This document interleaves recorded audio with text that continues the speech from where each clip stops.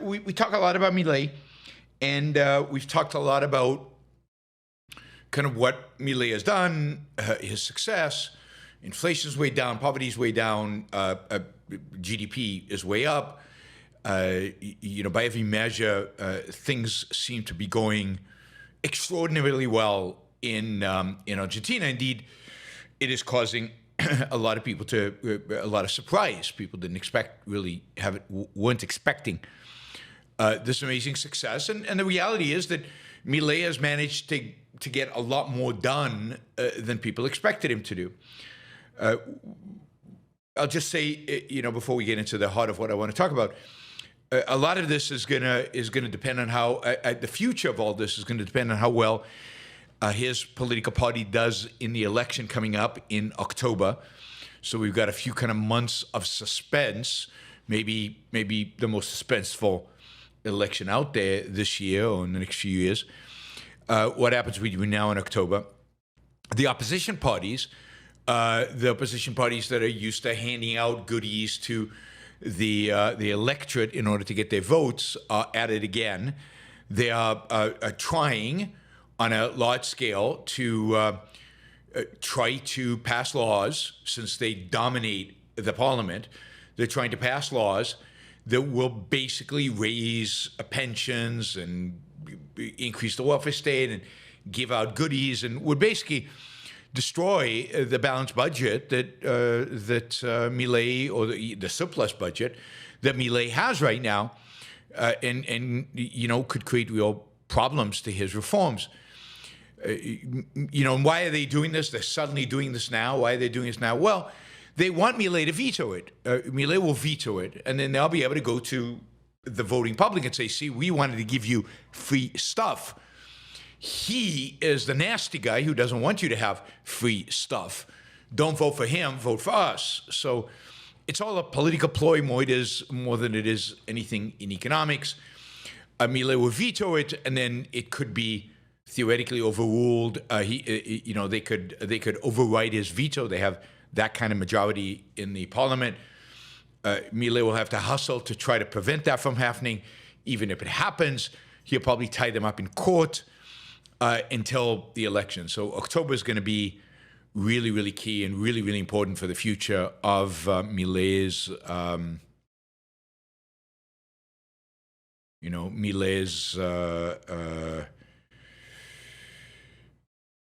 what do you call it?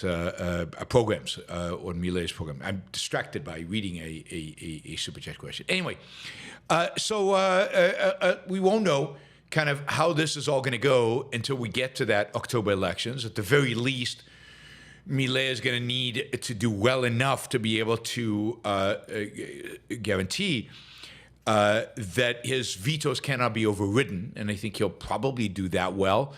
But what he'd really like is to get a majority so he can pass whatever he wants in Congress and actually do all the deep, fundamental reforms that he would like to do, that would really put Argentina on the path of being a kind of free market, a real free market, maybe a model for the rest of the world. So this isn't re-election. This is elections for parliament in October, and only once he gets that, starts doing the real deep reforms, then he can start worrying about getting re-elected 2 years later. But first, he needs to get by these congressional elections. All right, but what I really want to talk about Milei today is I read this really interesting article by Noah Smith. Now, Noah Smith is a left of center kind of economic blogger. He's been writing about economics for well over 10 years now. He's got a huge following. He's very successful. He's a good writer. His views on some economic issues are pretty good. On other economic issues, they're really bad. But generally, he's of the pro-abundance, pro-economic growth, pro-build side of, if you will, the Democratic Party or the left. So he is more of a, and he generally has a respect for markets. Anyway, he had an article today about Milei. And here's the headline, kind of the title of the article: "Free market economics is working surprisingly well." And of course, I'll get to how he explains this, why it is happening. But he says, look,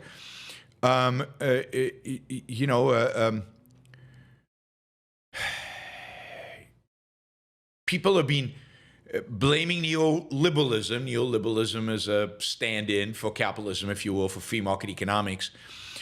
People have been saying it has failed, that what we need is an overhaul, that what we need is to move more towards socialism, that what we need is on the left, what we need is much more industrial planning, much more government control, much more planning generally by government. And then on the right, of course, he points out, the new Republican Party is all about tariffs and immigration restrictions and also industrial planning, at least some industrial planning. We'll get to some of that later on. So he says, there's this phenomenon in the world out there right now that politically, left and right have basically come to the same conclusion generally, even though the particulars are different. The general conclusion that free markets don't work. That indeed, what needs to work is a mixed economy with a significant tilt towards more state intervention. But we need markets in some things. All of them would acknowledge, even Elizabeth Warren. But we need a significant tilt, regulatory-wise, industrial policy-wise, tax-wise, regulations-wise, all of these wise, in order to mitigate the bad that comes with free markets, and in order to actually spur growth. That is, economic growth actually comes from industrial planning. Bad things happen if you don't have good industrial planning, if the government doesn't get involved, even to issues like growth and abundance. Right? And he says, look, so you're right here. For years, I criticized free market ideology, fretted about the decline of the Rust Belt, expressed suspicion about free trade, and called for industrial policy to revive manufacturing. I wrote many times that the Biden administration's industrial policies represented a needed break from the dogma of the past, and that Trump had enabled that needed shift by destroying the political consensus for free trade. I'm constantly warning that without attention to strategic industries, America and its allies will lose a war to China. And he goes on and on and on about the fact that he is not a friend of free market economics. But he says, when I say that criticism of the free marketeers has been overdone, I'm partially talking to myself. Now, let me just say right off the bat, this is great, right? This is great because so Milei is starting to cause some of these statists to rethink their statism, at least a little bit, as we'll see. Not completely, but a little bit, and the more successful he will be. And the more successful he is over the long run, the more he's going to have to cause the more honest ones. And Noah Smith strikes me as one of the more honest ones, not completely, but more honest than the rest of this. He writes, a couple of months ago, horrified by Trump's tariff policies, I wrote an apology to libertarians, admitted I'd failed to see the political usefulness of their project in terms of maintaining economic sanity on the right. So, but he says, but it's not just the political benefit. So he wrote it about libertarians. They push politically the right to be more, saner, if you will, from an economic perspective. But that was just politics. And he says, but it's not just the political benefits of free markets that are being oversold. I think the purely economic advantages are also too often ignored. And he says, look, Exhibit A is Javier Milei's track record in Argentina.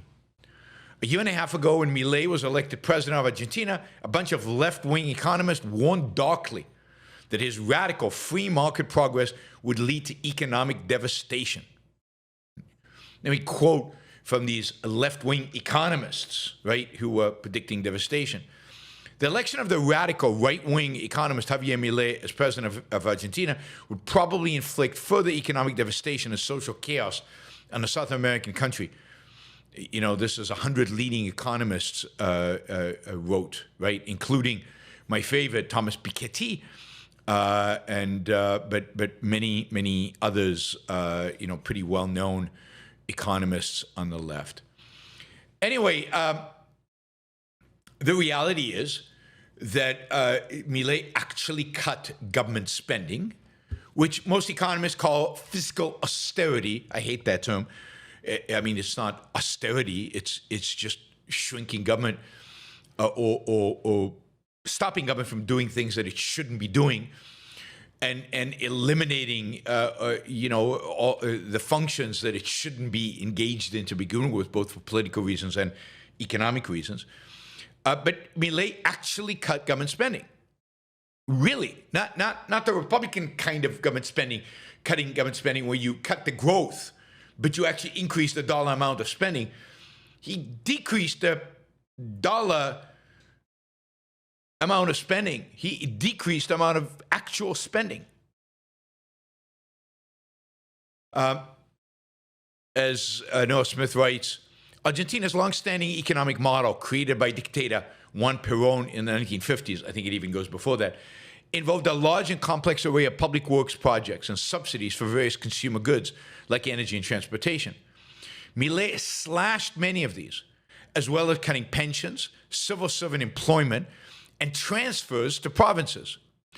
Overall, listen to this, overall he cut public spending by about 31%. 31%.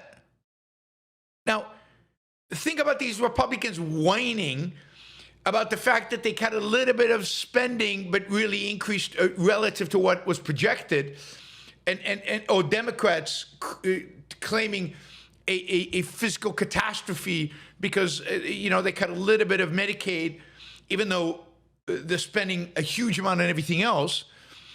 Milei actually cut spending by 31%. As a consequence, he completely eliminated Argentina's budget deficit, which had been chronic forever, like the U.S. It's gone. There is no budget deficit. And this, this had two effects. One is it removed state intervention in the economy. So when you stop spending money on economic stuff, you're intervening less in the economy. And second is it took away inflationary pressures, that is deficits, convince the markets that you will inflate those deficits away, whether you're inflating them away right now or not, and therefore they anticipate that inflation and they inflate, which is what almost always happens. Countries that experience hyperinflation have large deficits, and in order to get that hyperinflation under control, one of the things that they need to do, not the only thing, but one of them, is to get the fiscal house in order, that is to get rid of the deficits. And indeed, inflation is way down. It's still high by our standards, but it's way down. It's under 2% now on a monthly basis. It's about 1.5% on a month, which is still high, but it is going down, and way down from the 25% inflation where it peaked in December of 2023. He was elected in November, and it had been running well over 10% a month, and well over 5%, and in some months well over 10% before he took office. So inflation first peaked and then has come down dramatically since then. Milei also did a bunch of deregulation. So this is how Noah Smith writes about it. Milei also did a bunch of deregulation, privatization, and anti-union stuff, and other, quote, libertarian policy, mostly by executive order. He made it easier to hire and fire workers, made it harder for unions to strike, took steps toward privatization of state-owned industries, and deregulated finance, healthcare, and air travel. He also scrapped rent control. We'll go back to rent control later. Now, it's curious because Noah Smith doesn't write much about the deregulation, but I would argue the deregulation is a big part of what is responsible for all the success. When you take the boot off of the businessman and the consumer's neck and you liberate them, allow them some movement, you get more economic activity, not less. Now, of course, Milei also made changes to currency policy, stopped printing pesos, allowed the pesos to float against the dollar, allowed the peso to start, the official rate to start approaching the black market rate. Ultimately, Milei will scrap all capital controls, but he did it slowly and systematically. He didn't do it all at once. He didn't create kind of the mayhem and the chaos that would have happened if he'd done it all at once. Overall, did it really smartly, but some people are upset because Milei promised to get rid of the central bank and so on. And I think he intends to if he can win those October elections. Right?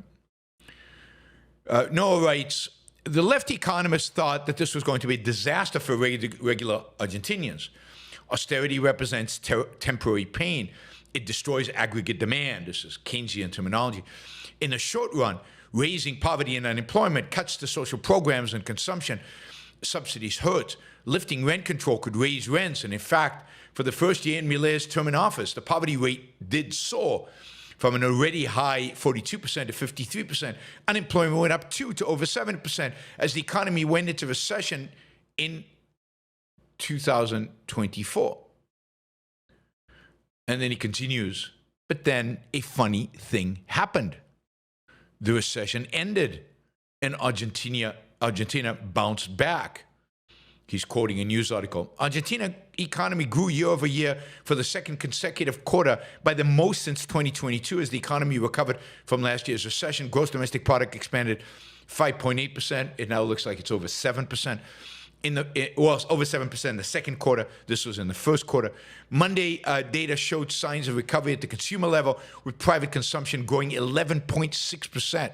God, those consumers are running around buying stuff. That's what happens when you give it a little bit of freedom. And then he writes, the poverty rate is falling too. Argentina's poverty rate dropped to 38.1% in President Javier Milei's first year in office. The decline in poverty for the second half of 2024 from July to December marks an improvement from 41.7% that Milei's left-wing populist predecessors delivered in the second half of 2023. And it's still dropped even further since this article was published. So it's gone way below even that, right? You know, unemployment is still high, he says, but continued growth should bring it down. And he writes, JP Morgan is forecasting Argentine economy to continue accelerating next year. So what I make of this, Noah Smith is struggling, right? Because does this prove that free market economics is correct? He writes, is this a huge victory for free market economics? It's tempting to declare it won, but the reality isn't so simple. It, by the way, never is when you're a mixed economist. Austerity isn't fundamental. You know, he goes on and on about, you know, Argentina is still a mixed economy. Of course it is. Milei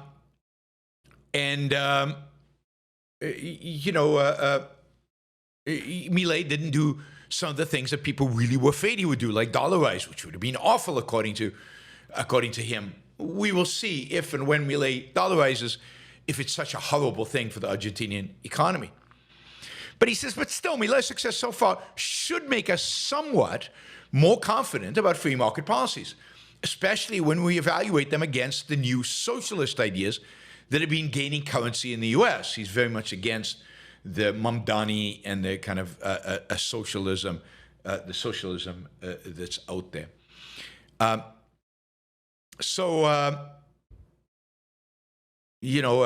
He's saying all these people constantly want to do is print money, deficit spend, grow government, grow all this stuff. And he's saying, hey, maybe we should live from Milei, then maybe that's not right. I mean, it doesn't mean we have to become capitalist or free market guys, but maybe we've overdone it on the socialist side, right? Milei's success in bringing down Argentina's inflation, he writes, while also restoring growth after one painful year, show that the macro leftist constant dark warning about austerity are at least somewhat overblown. Somewhat? Fiscal conservatism isn't always desirable, but Milei is showing that the costs often aren't as high as many progressives believe. Meanwhile, Milei's microeconomic policies, the deregulation, the moves towards privatization, the anti-union policies, are the dog that didn't bark here. With poverty now falling and consumption rising in Argentina, it doesn't appear that those free market policies have crushed the middle class. Why would they crush the middle class? It's such a fallacy that deregulation crushes the middle class. It benefits the middle class. It allows the middle class to get rich, just like it did and is doing in the United States when it happens. Indeed, it's these deregulation, privatization, and anti-union policies that are actually reviving the Argentinian economy and allowing for the economic growth that we're seeing. This is the best part. The macroeconomic is essential. You need to cut government spending. You need to balance the budget. You need to do all the stuff with the currency and stuff like that. But much more fundamental, much more important, much more liberating and responsible for economic growth is the deregulation and the privatization. And that's often what Republicans, for example, never do. They cut taxes. But what about the deep deregulation, privatization, anti-union stuff? That is what needs to happen. Liberating the employment market would generate more economic growth than another, tax cuts on tips. And of course, Republicans right now are doing the opposite. We'll talk about that. They're actually picking up the mantle of socialism. And he says we can see Milei's free market policies actually getting results. It's shocking. And here's an example, right? An example of deregulation. The scrapping of national rent control seems to have. Why can't he just say it? Rent control is stupid economic policy. And when you get rid of it, good stuff happens. Seems to have created such a big housing supply boom that it's actually driven rents down. He's quoting Newsweek with some numbers. Quote, Milei also ripped up Argentina's rent control law in late 2024, removing limits on lease terms and rent increases that had discouraged landlords from renting. Within months, the supply of rental housing in Buenos Aires jumped by 195%, according to the city's real estate observatory. And median asking price fell by about 10% as more apartments returned to the market. Some leftists and socialist organizations, including the Socialist Workers' Party and the Workers' Left Front, criticized the move at the time, arguing it favored landlord at the expense of tenants. But the reality is so far borne out the opposite. Supply has soared.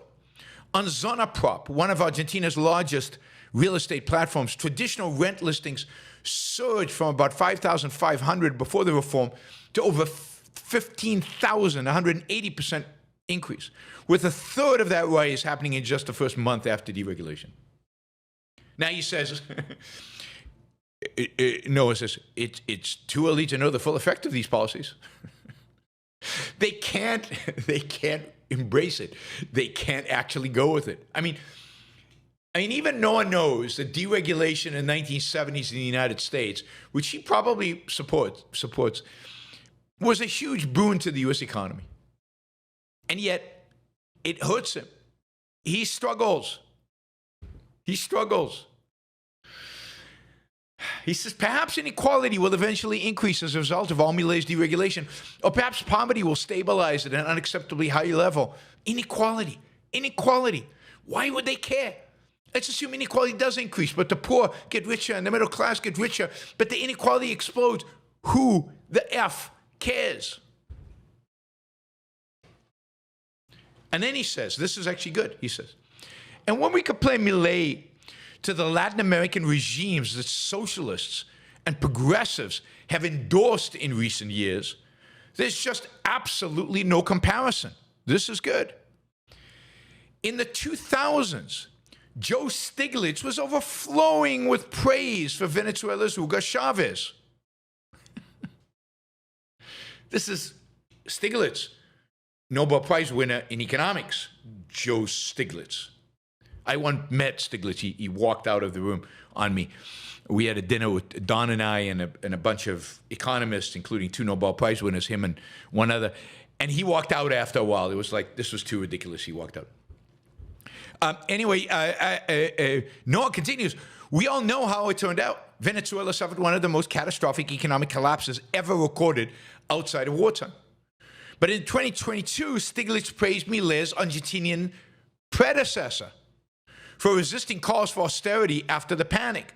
2 years later, Argentina's annual inflation hit 1,500%. So, leftist economists are terrible at this, Noah tells us. This is really good. And he goes on, in truth, Milei is hardly the only example of neoliberal success in recent years. Although China is nominally communist and now engaged in a lot of industrial policy, from the 1980s through the early 2000s, its approach was mostly entirely one of privatization. I've been saying this forever. Thank you, Noah Smith, for agreeing with me. India, he says, got a big growth expansion from liberalization in the 1990s and 2000s, as did Vietnam. Poland's development miracle is largely a, quote, neoliberal one. Its industrial policy is focused mostly on simply promoting foreign direct investment, while its other policies have simply been a mix of institutional improvements and free trade. So yes, markets actually work. Now comes the, his conclusion. Does this mean that hardcore libertarians are right? And that countries all over the world should slash government and unleash market forces? Well, no. The more complicated, nuanced truth is that which economic policies are best dependent on a whole lot of where you start. Argentina before Milei was a pro-earnest mess. China before Deng was a Maoist disaster. Plenty of government expansions throughout history have reduced poverty without wrecking economic growth. Really. And we know that because we have the counterfactual of economic growth without government expansion. He says, witness the New Deal. I'll be interviewing George Selgin in 2 weeks on the New Deal. We'll ask him whether, the New Deal increased economic growth. Right? He says the boring truth is that the ideal economy is a mixed one. Completely deflating. It's built on the foundations of markets, but also contains a significant amount of redistribution, public goods, provisions, and industrial policy. The exact optimum balance depends on the country and the times. Even if you happen to get it exactly right for a while, the optimum mix will change over time as countries develop, as technology changes, as trading partners shift, and so on. And of course, the economists, Noah Smith or Stiglitz or other Nobel Prize winners know exactly when that shift happens and how much to mix. Maybe Donald Trump does. Maybe it's the Trumps of the world who know how to do that, right? Someday, he says, if Argentina over-indexes on Milei's early success, they might very well become too laissez-faire. Now, I do think they might become too laissez-faire in the sense that I think the population might rebel against a lot of laissez-faire, not because it's not working, but because it's too laissez-faire. Its inequality's gone up, or they feel guilty, or something upsets them. But no. He says, instead of picking one ideology and sticking to it, countries should recognize when they veered too far in one direction. Anyway, this is pragmatism, mixed economy. It's not even 2 cheers for capitalism, Carl. It's 1 cheer for capitalism. This is 1 cheer for capitalism mentality. We know markets work, and he's trying to explain Milei. And anyway, it's going to be interesting. Like in 2 years, if Milei is super successful,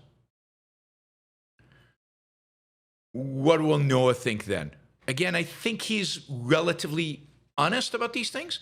I think he's actually looking at the data and trying to understand it. So will he evolve in his thinking as it's successful? And maybe by then other countries will adopt free market policies and maybe they will grow. And maybe Poland will be even more successful and even more free market because that's the path it's on. And not have veered towards more statism. And maybe Noah Smith will be part of a renewed movement to bring back kind of free market ideas to the United States of America, which so desperately needs them. given where we're heading. Anyway, I thought you'd find that interesting. Milei is not just doing amazing stuff, economically. He's not just improving life dramatically in Argentina. He is also starting to have an impact on the way people think about the world, and that is really important. And as we've said, he'll probably have an immediate impact on some of the Latin American countries, Brazil, Chile, Colombia. But longer term, if he continues to be successful, he might actually also start having an impact on thinking in the United States and Europe and elsewhere around the world, maybe even China. China's always looking for the next best economic model, particularly as they go into and struggle economically. Maybe even in China will revert back to the kind of liberalization and privatization that they experienced in the 80s and 90s and early 2000s, and away from the Xi model of central planning.